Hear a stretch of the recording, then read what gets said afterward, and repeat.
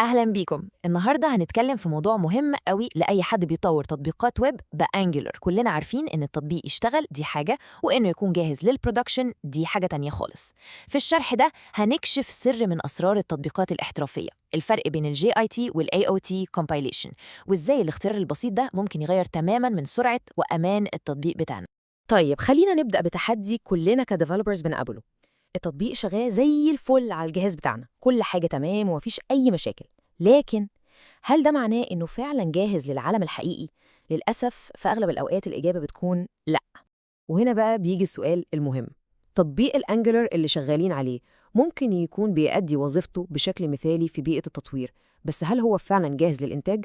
يعني هل هو مستعد يواجه مستخدمين حقيقيين بسرعات نت مختلفة وضغط ويمكن كمان محاولات اختراق؟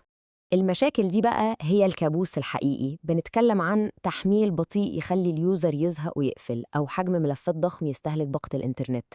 والأخطر من كل ده طبعاً هو الثغرات الأمنية اللي ممكن تعرض بيانات الناس للخطر. ببساطة الحاجات دي ممكن تدمر تطبيق عظيم وتضيع كل المجهود اللي اتعمل فيه. طيب الحل فين؟ جزء كبير جدا من الحل موجود في عملية الكومبيليشن نفسها. عملية التجميع دي هي اللي بتحول التمبلتس والكومبوننتس بتاعتنا لكود جافا سكريبت البراوزر يقدر يفهمه وينفذه. وفي أنجلر عندنا طريقين أساسيين للعملية دي. أول طريقة معانا هي الجاست ان تايم، أو اللي بنختصرها لJIT. تخيلوا كده إننا بنبعت الكود للبراوزر ومعاه الكومبايلر بتاع أنجلر كله. فالبراوزر بيستلم الكود وبعدين يبتدي يجمعه وينفذه في نفس اللحظة، يعني جاست ان تايم. وده طبعا ممتاز جدا في مرحلة التطوير، لأن أي تغيير بنعمله بنشوفه في ساعتها.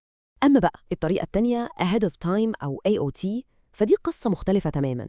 هنا عملية التجميع كلها بتحصل مقدما أو ahead of time، يعني على جهاز المطور وهو بيعمل build للتطبيق. اللي بيوصل البراوزر بتاع المستخدم هو كود جافا سكريبت صافي جاهز للتنفيذ على طول، بالظبط كأننا طبخنا الأكلة وجهزناها تمام وبعتناها جاهزة للأكل فوراً. طيب تعالوا نبص على المقارنة السريعة دي عشان الصورة توضح أكتر. لو بصينا على كل نقطة هنلاقي إن AOT بيكتسح في كل حاجة ليها علاقة بالبرودكشن. الأداء أسرع طبعاً، حجم الملفات أصغر بكتير لأننا مش بنبعت الكومبايلر، اكتشاف الأخطاء بيحصل بدري في مرحلة البيلد، والأمان أعلى بشكل ملحوظ. في المقابل الجيت ميزته الأساسية هي سرعة الريبيلدز وقت التطوير، عشان كده المعادلة واضحة. كلام جميل. خلينا بقى نمسك ال AOT ونفصصه حتة حتة، ونبدأ بأول وأهم ميزة، الأداء.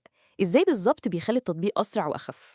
السبب ببساطة إن مع ال JIT إحنا بنبعت ال Angular Compiler نفسه جوه الابليكيشن لكل يوزر. متخيلين؟ الكومبايلر ده حجمه ضخم، ممكن يوصل لنص حجم مكتبة Angular كلها. ده وزن زيادة ملوش أي لازمة بالنسبة للمستخدم النهائي، وبيعمل عبء كبير على سرعة تحميل الصفحة. وهنا بقى الأرقام بتتكلم، ودي اللحظة اللي بتوضح كل حاجة. شوفوا الفرق ده. تطبيق بسيط حجمه مع ال JIT كان حوالي 2.5 ميجا بايت.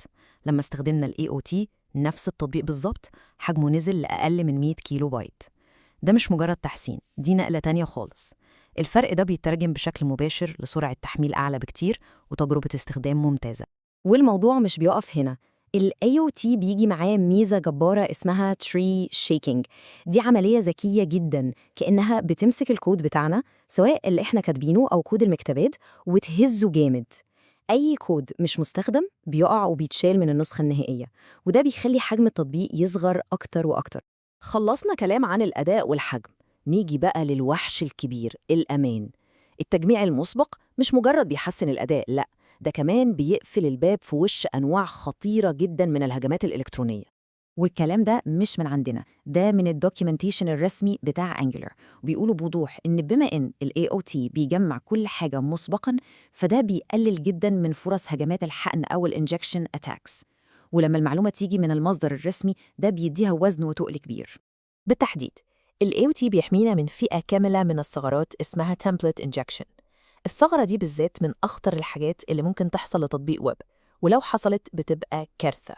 طيب إزاي الهجمة دي بتحصل مع ال JIT؟ تخيلوا معايا السيناريو ده. المهاجم قدر بطريقة ما إنه يحقن كود خبيث في واحد من التمبلتس. البراوزر هيستقبل الكود ده، والجي اي تي كومبايلر الغلبان اللي شغال جوه البراوزر بحسن نية هيبص على الكود ده ويقول تمام ده كود انجلر، أنا لازم أنفذه. وفي لحظة الكود الخبيث بيشتغل وممكن يسرق بيانات أو يتحكم في الصفحة. لكن مع ال AOT القصة مختلفة تماماً. الكود أصلاً متجمع ومتقفل عليه قبل ما يوصل للبراوزر. فلما النص الخبيث ده يوصل، التطبيق هيبصله على إنه مجرد كلام عادي، تكست ملوش أي معنى برمجي، عمره ما هيفكر ينفذه. وبكده الهجمة كلها بتفشل قبل حتى ما تبدأ. طيب مين البطل اللي ورا كل القوة دي؟ مين اللي بيخلي ال AOT فعال وممتاز بالشكل ده؟ هو المحرك الجديد بتاع Angular اللي اسمه Ivy. ايفي ده هو العقل المدبر ورا الكواليس، هو الجيل الجديد من محرك التجميع بتاع انجلر، وهو المحرك الافتراضي من أول انجلر 9. ايفي بيخلي التري شيكينج فعال جدا وبيشيل الكود الزيادة بدقة، والأهم إنه بيطبق مبدأ عبقري اسمه لوكاليتي، وده معناه ببساطة إن لو غيرنا حاجة في كومبوننت واحد، ايفي بيعيد بناء الكومبوننت ده بس مش التطبيق كله، وده اللي خلى حتى الريبيلدز وقت التطوير أسرع بكتير. تمام. بعد كل التفاصيل دي، إيه الخلاصة؟ إيه الزتونة اللي يطلع بيها عشان نبني تطبيقات احترافية جاهزة للإنتاج؟ الموضوع أبسط مما نتخيل.